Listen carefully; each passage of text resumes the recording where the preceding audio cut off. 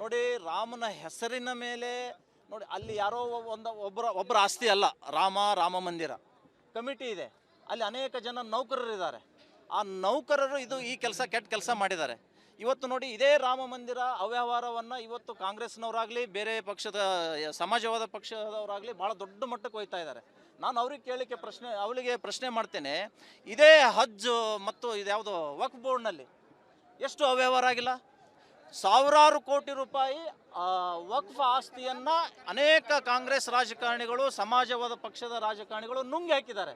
ಅದನ್ನ್ಯಾಕೆ ಇವರು ಉನ್ನತ ಮಟ್ಟದಲ್ಲಿ ತನಿಖೆ ಮಾಡ್ತಾ ಇಲ್ಲ? ಅದರ ಬಗ್ಗೆ ಯಾಕೆ ಇವರು ಗಮನ ಹರಿಸ್ತಾ? ಒಬ್ಬ ವಕ್ಫ್ ಬೋರ್ಡ್ ಆಸ್ತಿಯನ್ನು ಕಬಳಿಸಿದವನ ವಿರುದ್ಧ FIR ಆಗಿದೆಯಾ? ಇವತ್ತು ರಾಮ ಮಂದಿರ ದೇವಸ್ಥಾನದ ಹುಂಡಿ ಕಳ್ಳತನ ಪ್ರಕರಣದಲ್ಲಿ 8 ಮಂದಿ ಜೈಲಿಗೆ ಹೋದರು. ಇವತ್ತು ವಕ್ಫ್ ಆಸ್ತಿಯನ್ನು ಕಬಳಿಸಿದವರು ಯಾರಾದರೂ ಜೈಲಿಗೆ ಹೋಗಿದ್ದಾರಾ? ವಿಚಾರ ಮಾಡಿ.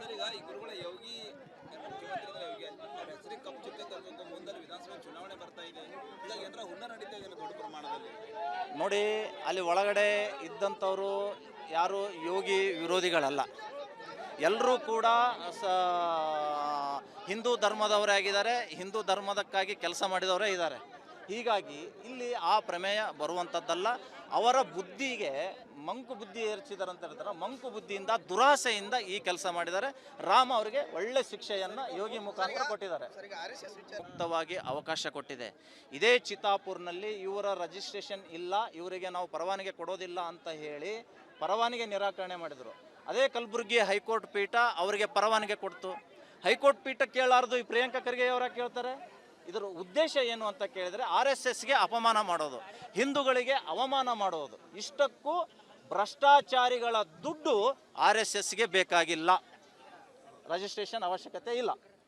ಇದು ನಮ್ಮ ಅನಿಸಿಕೆ ಸರ್.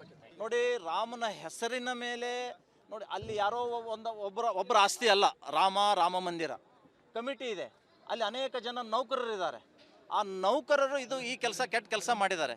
ಇವತ್ತು ನೋಡಿ, ಇದೇ ರಾಮ ಮಂದಿರ ಅವ್ಯವಹಾರವನ್ನು ಇವತ್ತು ಕಾಂಗ್ರೆಸ್ನವರಾಗಲಿ ಬೇರೆ ಪಕ್ಷದ ಸಮಾಜವಾದ ಪಕ್ಷದವರಾಗಲಿ ಭಾಳ ದೊಡ್ಡ ಮಟ್ಟಕ್ಕೆ ಹೋಗ್ತಾ ಇದ್ದಾರೆ. ನಾನು ಅವಳಿಗೆ ಪ್ರಶ್ನೆ ಮಾಡ್ತೇನೆ, ಇದೇ ಹಜ್ ಮತ್ತು ಇದ್ಯಾವುದು ವಕ್ಫ್ ಬೋರ್ಡ್ನಲ್ಲಿ ಎಷ್ಟು ಅವ್ಯವಹಾರ ಆಗಿಲ್ಲ? ಸಾವಿರಾರು ಕೋಟಿ ರೂಪಾಯಿ ವಕ್ಫ್ ಆಸ್ತಿಯನ್ನು ಅನೇಕ ಕಾಂಗ್ರೆಸ್ ರಾಜಕಾರಣಿಗಳು, ಸಮಾಜವಾದ ಪಕ್ಷದ ರಾಜಕಾರಣಿಗಳು ನುಂಗಿ ಹಾಕಿದ್ದಾರೆ. ಅದನ್ನ್ಯಾಕೆ ಇವರು ಉನ್ನತ ಮಟ್ಟದಲ್ಲಿ ತನಿಖೆ ಮಾಡ್ತಾ ಇಲ್ಲ? ಅದರ ಬಗ್ಗೆ ಯಾಕೆ ಇವರು ಗಮನ ಹರಿಸ್ತಾ? ಒಬ್ಬ ವಕ್ಫ್ ಬೋರ್ಡ್ ಆಸ್ತಿಯನ್ನು ಕಬಳಿಸಿದವನ ವಿರುದ್ಧ FIR ಆಗಿದೆಯಾ?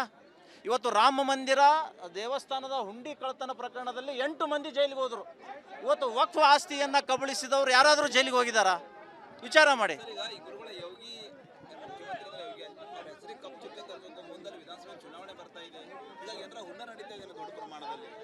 ನೋಡಿ, ಅಲ್ಲಿ ಒಳಗಡೆ ಇದ್ದಂಥವರು ಯಾರು ಯೋಗಿ ವಿರೋಧಿಗಳಲ್ಲ. ಎಲ್ಲರೂ ಕೂಡ ಹಿಂದೂ ಧರ್ಮದವರೇ ಆಗಿದ್ದಾರೆ, ಹಿಂದೂ ಧರ್ಮದಕ್ಕಾಗಿ ಕೆಲಸ ಮಾಡಿದವರೇ ಇದ್ದಾರೆ. ಹೀಗಾಗಿ ಇಲ್ಲಿ ಆ ಪ್ರಮೇಯ ಬರುವಂಥದ್ದಲ್ಲ. ಅವರ ಬುದ್ಧಿಗೆ ಮಂಕು ಬುದ್ಧಿ ಏರ್ಚಿದ್ದಾರೆ ಅಂತ ಹೇಳ್ತಾರೆ. ಮಂಕು ಬುದ್ಧಿಯಿಂದ, ದುರಾಸೆಯಿಂದ ಈ ಕೆಲಸ ಮಾಡಿದ್ದಾರೆ. ರಾಮ ಅವರಿಗೆ ಒಳ್ಳೆ ಶಿಕ್ಷೆಯನ್ನು ಯೋಗಿ ಮುಖಾಂತರ ಕೊಟ್ಟಿದ್ದಾರೆ. ಮುಕ್ತವಾಗಿ ಅವಕಾಶ ಕೊಟ್ಟಿದೆ. ಇದೇ ಚಿತ್ತಾಪುರ್ನಲ್ಲಿ ಇವರ ರಿಜಿಸ್ಟ್ರೇಷನ್ ಇಲ್ಲ, ಇವರಿಗೆ ನಾವು ಪರವಾನಗಿ ಕೊಡೋದಿಲ್ಲ ಅಂತ ಹೇಳಿ ಪರವಾನಗಿ ನಿರಾಕರಣೆ ಮಾಡಿದರು. ಅದೇ ಕಲಬುರಗಿ ಹೈಕೋರ್ಟ್ ಪೀಠ ಅವರಿಗೆ ಪರವಾನಗಿ ಕೊಡ್ತು. ಹೈಕೋರ್ಟ್ ಪೀಠ ಕೇಳಾರ್ದು ಈ ಪ್ರಿಯಾಂಕಾ ಖರ್ಗೆ ಅವರ ಕೇಳ್ತಾರೆ.